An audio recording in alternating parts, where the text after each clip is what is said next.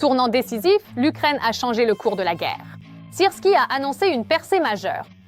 Désormais, ce n'est plus l'Ukraine qui s'adapte. La Russie est forcée de suivre les règles de Kiev. L'UE sans Orban n'est plus une fiction. C'est une véritable stratégie. Budapest perd rapidement du terrain alors que Bruxelles prépare un scénario d'isolement ferme.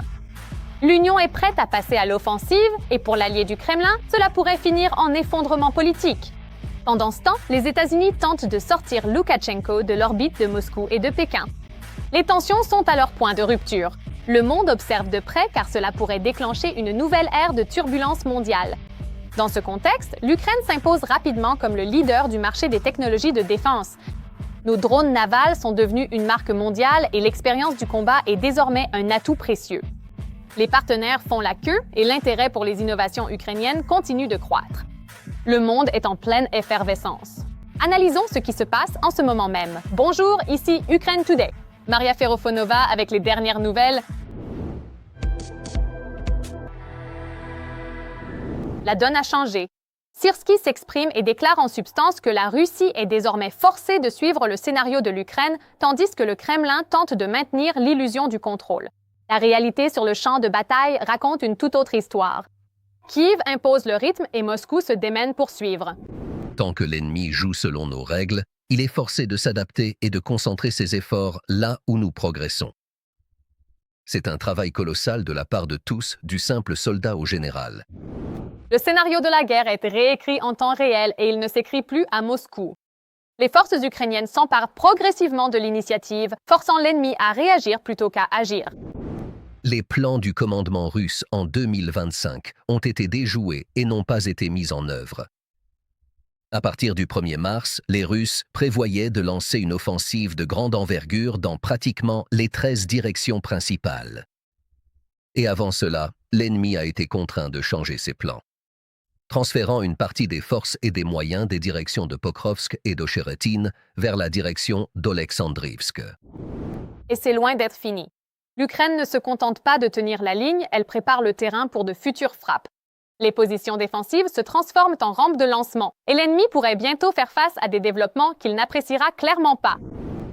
Notre objectif, bien sûr, pour cette année, est de mener une opération défensive stratégique pour dissuader l'ennemi, empêcher la perte de territoire, épuiser ses forces et ses moyens, créer les conditions pour mener des opérations offensives de grande envergure, constituer nos réserves, assurer une formation de haute qualité au personnel militaire et mener simultanément des opérations de contre-offensive et d'offensive dans les zones où l'ennemi est faible. Pendant ce temps, en Europe, une bataille d'un autre genre se déroule, politique, stratégique et de plus en plus dramatique. Bruxelles ne se contente plus de débattre du problème Orban, elle prépare de multiples plans d'urgence. Et si le dirigeant hongrois reste au pouvoir, il pourrait se retrouver réduit au rôle de figurant muet dans l'Union européenne. Les pays membres de l'Union européenne envisagent actuellement plusieurs idées différentes pour tenter d'empêcher le Premier ministre hongrois, ainsi que d'autres dirigeants jugés gênants, de dérailler ou de perturber le bon fonctionnement du bloc européen. C'est ce qu'ont confié 10 diplomates à Politico. Cela inclut de changer le mode de scrutin, de suspendre les financements, voire même l'expulsion. L'option la plus radicale, déconnectant de fait la Hongrie du système de l'UE. L'expulsion n'est peut-être pas officielle, mais lui retirer son influence est possible. En coulisses, on cherche des moyens pour que Budapest garde son étiquette de membre, mais sans aucun pouvoir. Beaucoup pensent qu'une ligne rouge a été franchie avec le blocage du prêt à l'Ukraine et qu'il faut agir. Je ne pense pas qu'il changera, a déclaré un diplomate. C'est un cheval de Troie. Le but de l'UE est la confiance. Le fondement de l'Europe est de travailler ensemble. Et ce n'est qu'une partie du plan. Bruxelles est prête à réécrire les règles de vote, contourner le veto, former des coalitions sans la Hongrie, faire pression et suspendre le droit de vote. Le message est clair, respectez les règles ou soyez mis sur la touche. Sur un autre front, géopolitique, les enjeux sont encore plus élevés. La Biélorussie est au cœur d'un bras de fer stratégique alors que Washington teste si Minsk peut s'éloigner de Moscou et de Pékin. Tout cela se déroule avant d'importantes discussions mondiales. Donald Trump semble lancer une stratégie complexe, allégeant les sanctions, ouvrant des portes économiques et renforçant son influence politique. J'ai hâte de le rencontrer lors de la prochaine réunion du Conseil de la paix. Les négociations sont déjà en cours et les tensions montent. Loukachenko se retrouve coincé entre des puissances rivales, essayant d'en tirer un avantage maximal. Et pensons-nous vraiment que Loukachenko ne comprend pas que tant qu'il sera utile, Moscou le soutiendra? Et soudain, il a une opinion personnelle. Tout peut arriver, de la destruction physique jusqu'au reste des choses. C'est pourquoi, bien sûr, il cherche des garanties pour sa propre sécurité ailleurs, à Washington. Mais la question clé demeure. Peut-il échapper à ce jeu sans tout perdre? Et un autre rebondissement inattendu, l'Ukraine ne reçoit plus seulement de l'aide, elle exporte des technologies de combat. Les drones navals arrivent sur les marchés mondiaux, les pays du Golfe étant parmi les premiers partenaires intéressés. Suite à la visite du président Zelensky, des partenariats de défense à long terme prennent forme. Les accords avec l'Arabie saoudite et le Qatar incluent la production conjointe et la construction d'usines. L'Ukraine se positionne rapidement comme un acteur mondial de l'industrie de la défense. Des contrats de plusieurs milliards ne sont pas qu'un soutien, ils signalent une nouvelle réalité économique où l'innovation de guerre stimule la croissance. L'Ukraine ne laisse pas les attaques aériennes barbares de la Russie sur ses villes sans conséquence. La frappe sur Krasnodar le confirme.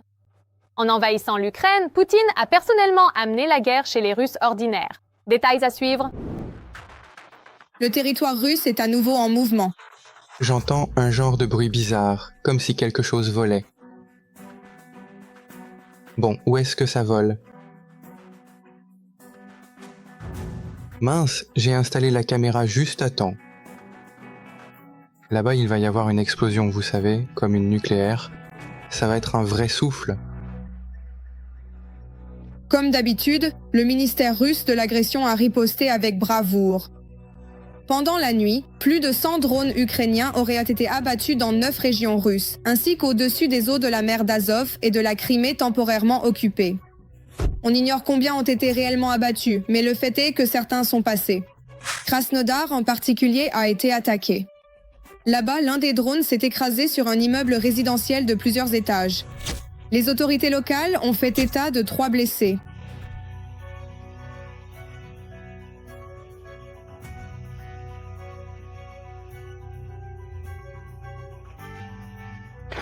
La région de Rostov a également été éveillée toute la nuit.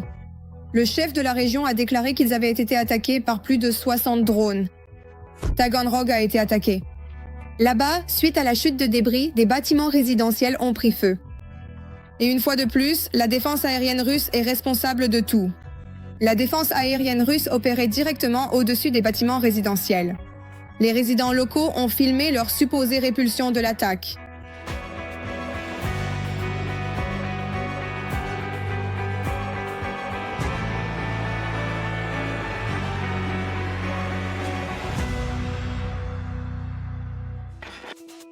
Mais dans la région de Samara, soit la défense aérienne n'a pas fonctionné, soit, comme toujours, elle s'est avérée inutile. En conséquence, les bâtiments résidentiels de Togliatti n'ont pas été endommagés. On ne peut pas en dire autant de l'usine chimique Kouibychev Azot qui avait déjà été attaquée le 11 mars. L'entreprise figure parmi les 10 plus importantes de l'industrie russe de l'azote. Et là-bas, un autre y est passé.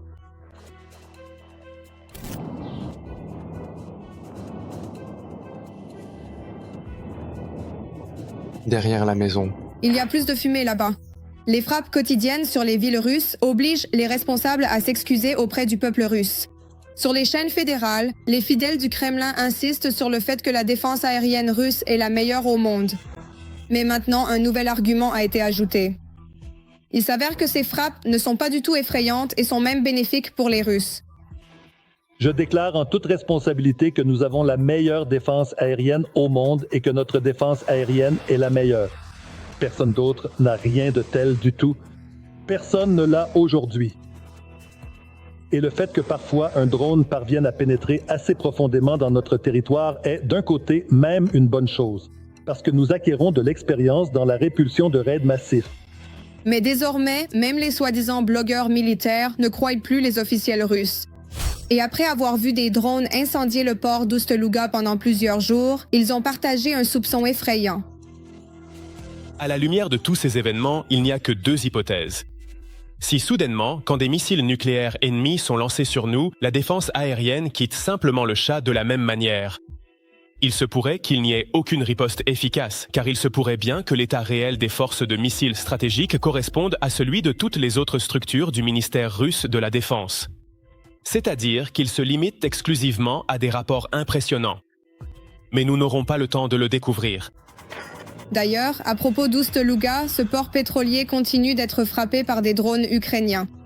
Depuis près d'une semaine maintenant, les choses y sont constamment tendues. Et le président de l'Ukraine ne cache pas que les attaques sur Oust-Louga sont une réponse aux frappes sur les infrastructures énergétiques ukrainiennes. Et le gouvernement de Kiev est même prêt à arrêter ses actions de représailles. Pour cela, Moscou doit simplement cesser ses attaques contre les infrastructures énergétiques ukrainiennes. Nous ne nous contentons pas de porter des coups. Nous ne faisons pas que frapper, nous répondons. Pourquoi est-ce que je vous rappelle cela ? Récemment, après la crise énergétique mondiale, nous avons reçu des signaux de certains de nos partenaires sur la manière de réduire nos réponses contre le secteur pétrolier et énergétique de la Russie. Si la Russie est prête à cesser de frapper les infrastructures énergétiques ukrainiennes, nous ne riposterons pas contre les leurs. Dans le paysage vaste et complexe du secteur énergétique mondial. Mais tant que le Kremlin hésite, le territoire russe continuera de subir des activités et de perdre de l'argent. Cependant, les drones et missiles ukrainiens ne seront probablement pas mécontents s'ils doivent continuer à travailler. L'Ukraine et l'Europe montrent aux États-Unis comment le monde devrait s'unir dans la lutte contre le terrorisme de Poutine. Kaja Kallas, par exemple, a ouvertement critiqué les États-Unis, s'adressant directement à Rubio pour ne pas avoir augmenté la pression sur Moscou. Et ce n'est qu'un exemple parmi d'autres. Plus de détails dans le reportage. Les États-Unis et l'Europe sont entrés dans une véritable confrontation à cause de la guerre en Ukraine.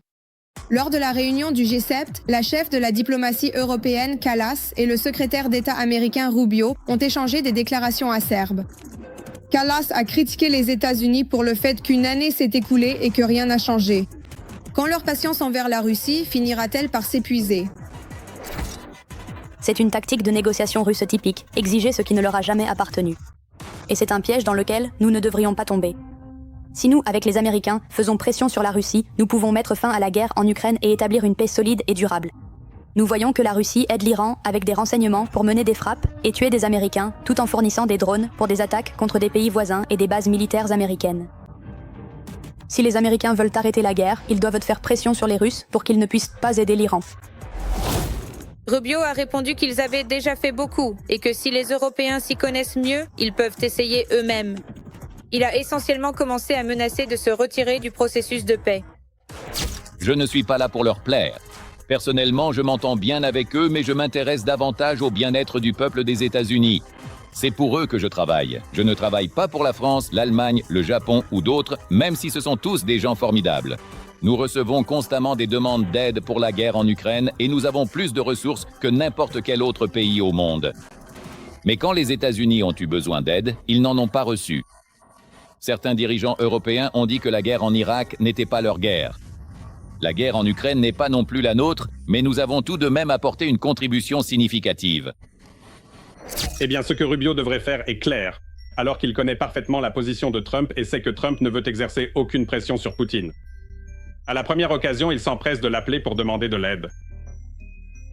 Rubio doit se trouver des excuses. Ça ne lui plaît pas, mais il pense peut-être que la Maison-Blanche en vaut la peine. C'est essentiellement sa position depuis 1 an. En Russie, ils ont immédiatement commencé à abonder dans ce sens et ont déclaré que les États-Unis n'exercent pas assez de pression sur l'Ukraine. Et ce sont précisément les Ukrainiens qui sont responsables de la poursuite de la guerre.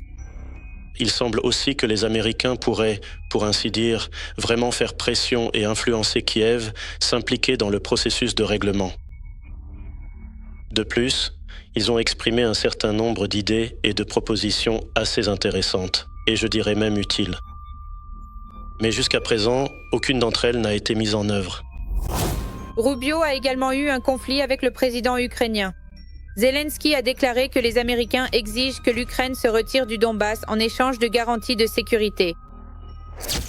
Si aujourd'hui, la Russie lance un ultimatum selon lequel elle ne mettra fin à la guerre qu'après le retrait des forces armées ukrainiennes de tout le territoire des régions de Donetsk et de Luhansk, et si cet ultimatum est lancé et que la partie américaine dit, après que la Russie aura mis fin à la guerre, nous vous donnerons des garanties. Sinon, nous ne vous donnerons aucune garantie. On peut avoir des avis différents là-dessus. Mais tous les signaux reçus tout au long du processus de négociation indiquent, et ce n'est pas seulement mon analyse, c'est dit assez directement, que nous pourrons recevoir des garanties de sécurité de la part des États-Unis d'Amérique. Pas avant un cessez-le-feu, pas avant la fin de la guerre, mais seulement après le retrait de nos troupes du Donbass.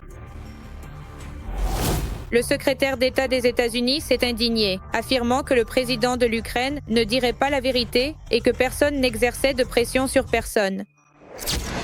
C'est un mensonge, et je l'ai vu le dire. Et c'est vraiment dommage qu'il ait dit ça, parce qu'il sait que ce n'est pas vrai. On ne lui a pas dit ça. On lui a dit l'évidence. Les garanties de sécurité ne prendront pas effet tant que la guerre ne sera pas finie, car sinon vous vous impliquez dans la guerre. On lui a dit très clairement, et il aurait dû comprendre que les garanties de sécurité n'entrent en vigueur qu'après la fin de la guerre. Mais cela n'était pas lié au fait qu'ils doivent céder du territoire. Je ne sais pas pourquoi il dit ça. Ce n'est tout simplement pas vrai. Rubio l'interprète ainsi. Comme vous le savez, nous ne faisons pas pression sur eux parce que nous ne leur disons pas directement de retirer leurs troupes de la région de Donetsk. Nous leur transmettons simplement la position russe. Et Zelensky pourrait penser que quand les Américains lient la fin des hostilités à la position russe, ils tentent de s'y opposer. C'est une forme de pression, n'est-ce pas ? Parce que, en théorie, les Américains ne devraient ne pas transmettre cette position aux Ukrainiens, mais plutôt dire aux Russes qu'elle ne leur convient pas et qu'ils ne vont pas l'accepter. C'est logique, non ? Dans le même temps, il convient de noter que l'Europe devient enfin un acteur indépendant, et elle exprime de plus en plus d'objections aux États-Unis, tout en aidant l'Ukraine à défendre ses intérêts. Les manifestations en Russie sont menées par des ennemis internes de Poutine au sein des élites politiques. La situation pourrait même dégénérer en une tentative d'assassinat contre le président. C'est ce qu'affirment anonymement des représentants du Kremlin. Alors, qui menace réellement le régime et le dictateur russe? Voici les détails. Des manifestations contre la censure d'Internet ont eu lieu partout en Russie, que les sbires de Poutine ont tenté de réprimer avant même leur début. Nous sommes arrivés pour la marche. Que dire? Toute la place Bolotnaya est bouclée. Tout est verrouillé. C'est tout. Des agents de la Rosguardia sont postés à Moscou et contrôlent les personnes munies de grands sacs. Les plus grandes villes de la Fédération de Russie ont été placées sous un contrôle renforcé, où tout rassemblement était perçu comme une menace potentielle, et le simple fait de se rendre sur la place devenait un motif de détention. Même ici, l'administration de Saint-Pétersbourg a paniqué et a érigé des barricades. Et là-bas, il y a encore plus de gens en uniforme. Mais même les détentions préventives, les places bouclées et la pression des forces de l'ordre n'ont pas arrêté ceux qui osaient encore sortir. Bonjour les amis. J'ai été arrêté. En ce moment, je suis au poste de police. Ils n'ont pas encore expliqué pourquoi. Nous avons quitté le bâtiment du ministère de l'Intérieur avec une bénévole, Katia. Alors, en plein milieu de la rue, ils se sont approchés de nous. Venez avec nous. Nous les avons donc suivis et ils nous ont fait écrire une déposition sur, vous savez, l'affichage de ces tracts. Au moins 18 personnes ont été arrêtées en Russie lors de ces manifestations non autorisées contre les blocages d'Internet. À Moscou, le rassemblement, que les autorités n'ont pas autorisé, soi-disant en raison des restrictions liées au Covid, devait avoir lieu sur la place Bolotnaya. Cependant, le jour de la manifestation, les abords de la place ont été transformés en zone contrôlée. Les forces de sécurité ont bouclé le territoire. Ils ont contrôlé de manière sélective les papiers des passants, fouillé les effets personnels et filmé les visages. De plus, même l'environnement urbain avait été préparé à l'avance.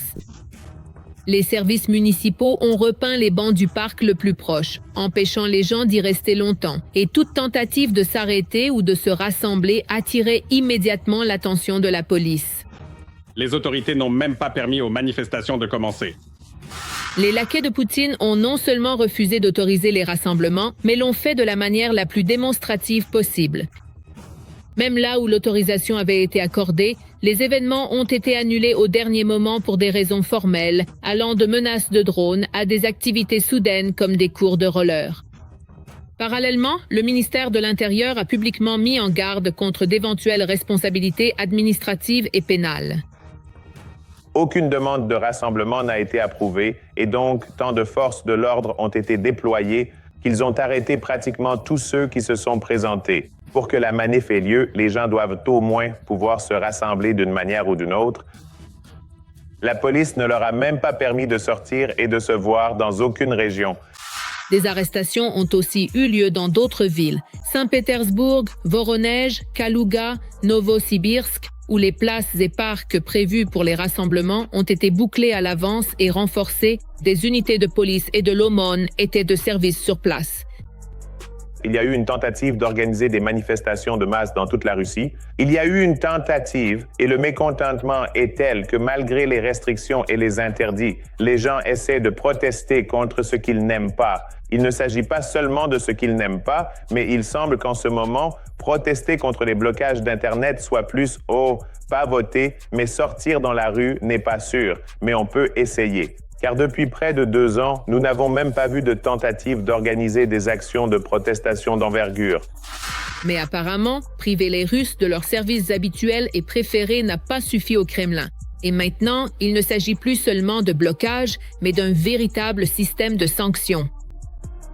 En Russie, on discute de l'introduction d'amendes pour le refus d'utiliser la messagerie nationale Max. La fourchette d'amende proposée semble très sévère, de 50 000 à 3 millions de roubles, selon les circonstances et la nature du refus. On espère que nous introduirons des amendes pour tout le monde dès le 7 septembre de cette année. Nous visons cette date où tous les Russes seront tenus responsables des actions dirigées contre Max, a dit une source à la chaîne, selon Kremlin Tabakourka. Mais il semble que ce qui paraissait être des manifestations inoffensives puisse devenir la fin de l'empire de Poutine. Comme l'écrit Kremlin Tabakourka, selon une source de l'administration présidentielle, ce ne seraient pas seulement des militants qui seraient derrière les manifestations, mais aussi l'élite russe elle-même, que le Kremlin qualifie d'ennemi interne. Nous savons qu'il y a des projets de manifestations sérieuses pour nos forces de sécurité. C'est pourquoi nous étouffons tout dans l'œuf. Pour l'instant, ça marche, et les organisateurs de ces villes manifestations vont défendre Internet, puis exiger la fin de l'opération militaire spéciale. Et après cela, je n'exclurai pas qu'ils organisent une tentative d'assassinat contre Vladimir Vladimirovitch. Je suis sûr que c'est déjà en préparation. Plusieurs mois dangereux et décisifs pour le sort de la Russie nous attendent. Nous comprenons les défis et nous nous préparons à répondre pour éviter le pire, a dit l'interlocuteur de la chaîne, écrit Kremlin Tabakourka. La tension en Russie s'accentue et à chaque tournant, il devient évident qu'il ne s'agit plus seulement de blocage d'Internet, mais d'un processus bien plus profond. Et la manière dont le système, rodé depuis des années, réagit ne fait que confirmer que derrière cette rhétorique agressive se cache la peur et la détermination de s'accrocher au pouvoir à n'importe quel prix. Que pensez-vous des derniers événements? Partagez votre avis en commentaire, likez la vidéo et abonnez-vous pour rester informé des gros titres. À bientôt!